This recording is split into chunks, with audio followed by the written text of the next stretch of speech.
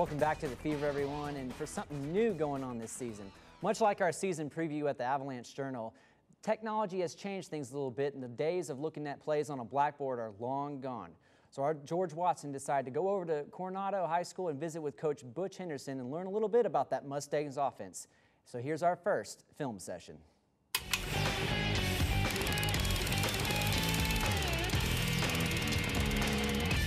Welcome back, everyone, for our first edition of a new segment we're going to bring you. Last year we had the coaches in for a little chalk talk session, kind of follow with some technology. This year we're going to bring you into the film room, and we're lucky enough for this first session to be joined by Coronado head coach Butch Henderson. And Coach, thank you for doing this. Appreciate you kind of letting us invade the coach's office here to give it a little bit of insight about what the Mustangs do a little bit defensively. Thank you, George. We appreciate it. We're real excited about how we're playing, and glad to be a part of the television show, and especially LISD, representing LISD at this time.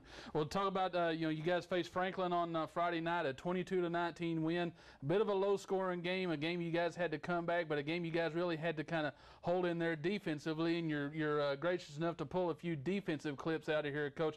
Talk about what you guys did here defensively. You showed me a couple of these early, but a couple of key plays here early and late in the game, Coach.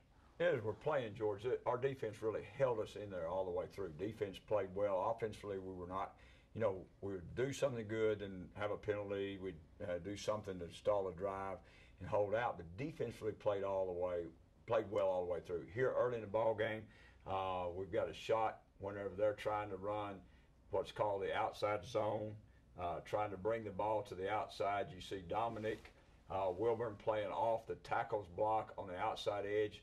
And then Braden Blackwell running what we call a dog stun, or coming off the outside edge very fast to be able to keep the zone from being able to reach. And those two young men were really quick. We got an early down loss, which puts you now back in a situation for second down when you can come back and play. What you really see as you watch through there is how quick Dom is able to move. If you watch him going through, he's going to go through an inside stunt, recognize zone coming his way, turn back outside, and then Blackwell does a great job of coming off the edge and making a stop. And it looks like it's just, he's just too quick for that receiver that's lined up here in the slot to be able to come over and get him. It looks like it's really schemed well and really executed well there, Coach. He really, really moved well. And he's able to get up underneath that block and be able to still keep leverage on the ball all the way inside. Now, this play late in the game, you were talking about this play. This is a play that you guys have faced Franklin many times in the playoffs, a couple of times, and you told me this is a play that really kind of gave you guys trouble, but you guys really defensed it well here. When we played them in 207 and 07 down there, they really hurt us in that ball game with this play. And all it is you're in an empty set, and they run a trap inside. They're well coached, well drilled, and they run that empty set and then get that quarterback up inside us. And then last year when we played them down there, they were able to do the same way, a little different variety, but the same thing. Thought our kids really, really reacted well to the blocking scheme inside.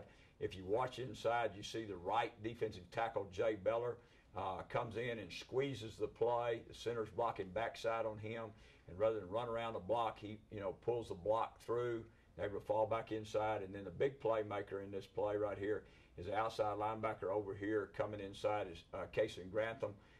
Reads the inside trap. He reads the extreme block of the center, and then is able to come in and step back inside and make the stop on the quarterback. And again, crucial time. The ball game had just been tied up, and we needed to stop, and our defense came up with that stop. I like how Jay just really kind of put the center just right on his back. I mean, he just took him and just kind of threw him aside there.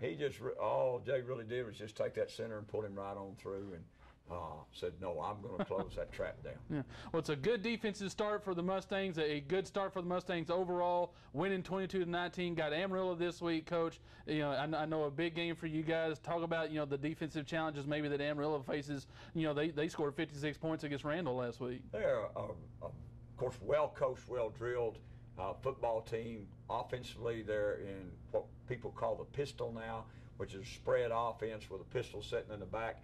The tailback back there is very good. The quarterback does a great job of reading, and they've got good receivers. So we would really be challenged to play the peripheral part and then still be able to handle that downhill running that the pistol causes you.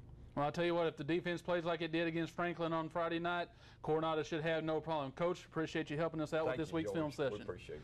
When we come back, I'll give you this week's picks, and we'll go down this week's games right here on the field.